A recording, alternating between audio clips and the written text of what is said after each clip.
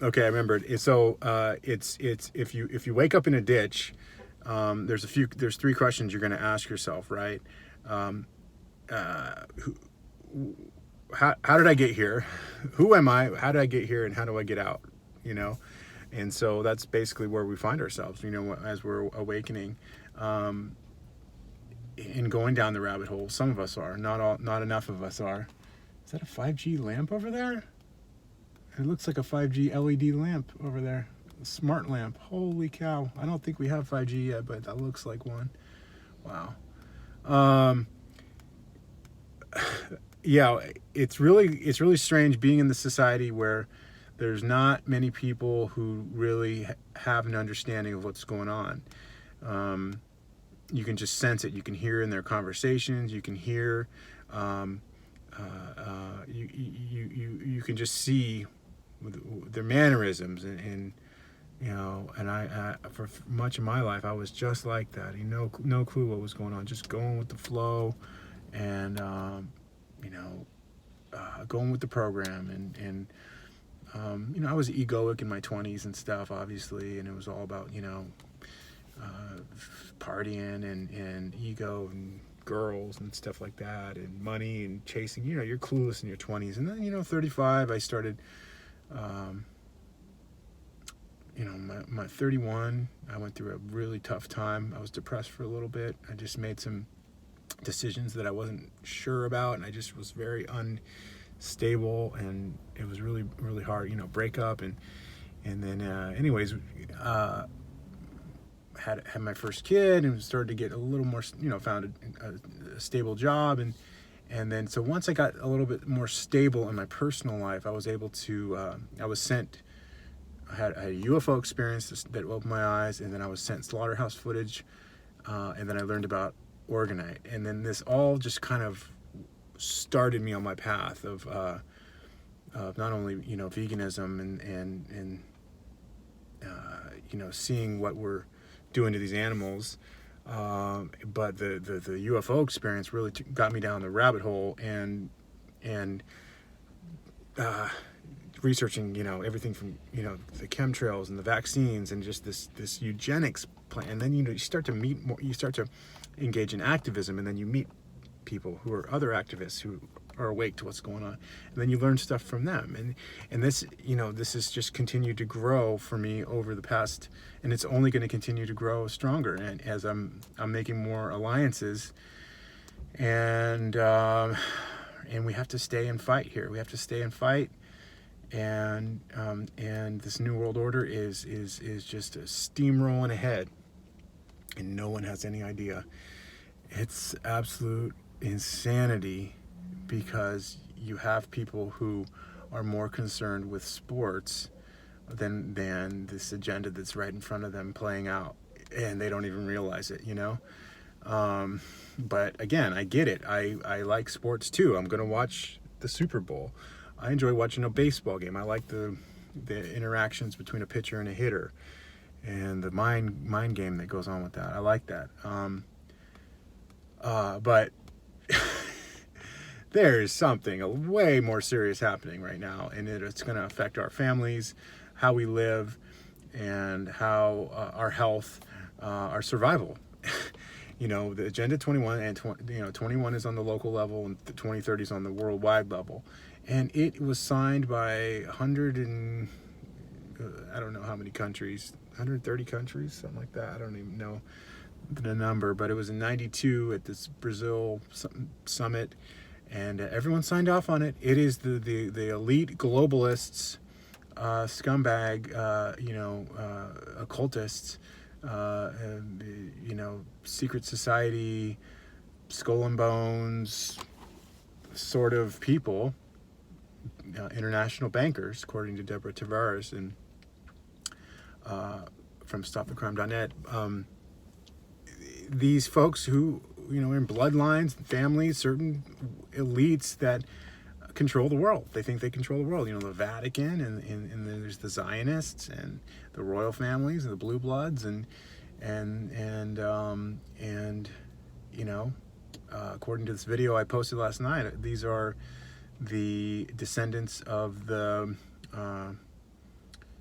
I forget if it was Moses or Noah's descendants. You know, he had a bad son and a good son, and the bad son went over to Tartaria, and the good son went over. The good son went over to Tartaria, and the bad son went over to Europe, Western Europe, and you just, yeah, I'm sorry, I forget that video if it was Moses or Noah, but the video was really well done. Maybe I'll post that on YouTube, but there's some bad people out that have been controlling this world for a long time, and they've created a system where the slaves don't even know they're slaves, and it seems like whenever the slaves do wake up and fight back, they just do a reset and they mud flood you or something. And now that's what we're seeing now. That's where we're headed towards. But I think something's going to be different about this time, because this time we're in now,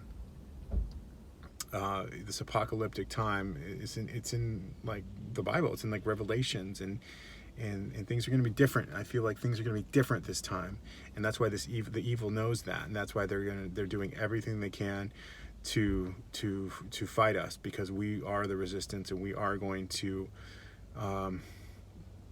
They know we're waking up, and that's why they're going to hit us hard. It's almost like, you know, from the Truman Show. You know, when Truman wakes up at the end, you know, they hit him with weather, you know, and he's almost dying. He's hanging by the boat, and hit him again. And the guy's like, you're gonna kill him, and he's like, do it.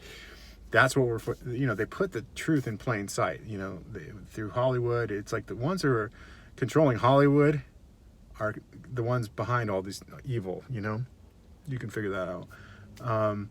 And they're hitting us with weather weapons, and this wind reminds me of those fires that were just a few months ago that evacuated 186,000 people in our county, which is a third of our county.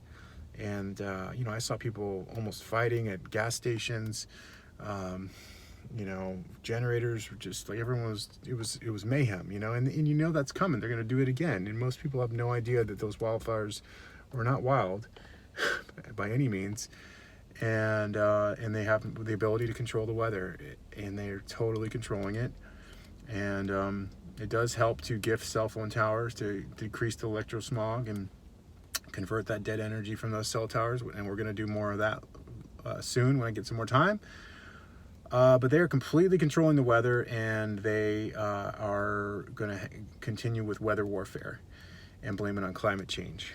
And then that's why Agenda 21 2030 is their sustainable answer to climate change. It's just, it's really cleverly done how they concocted this whole scenario, but it's been in the works for a long time. So we need to focus on solutions and bonding with the awake people in our community and tribing up. It sounds sort of cliche, but we really do need to tribe up and devise strategies to fortify ourselves, fortify our houses, and protect our families, because this is a spiritual war manifesting in the physical. There's no doubt about it. This is the work of the fallen ones, the deceivers, the tricksters, and they want to take down humanity, as many that they can bring with them. And we are going to fight that evil, and we're going to dissolve and banish that evil, and we are going to call on the force of good and the Creator, and we are going to do our best to fight and win this war. And it's just crazy times, because most have no idea this is going on. And if we had more people awake to this, we would have strength in numbers, and we would really have a much better chance.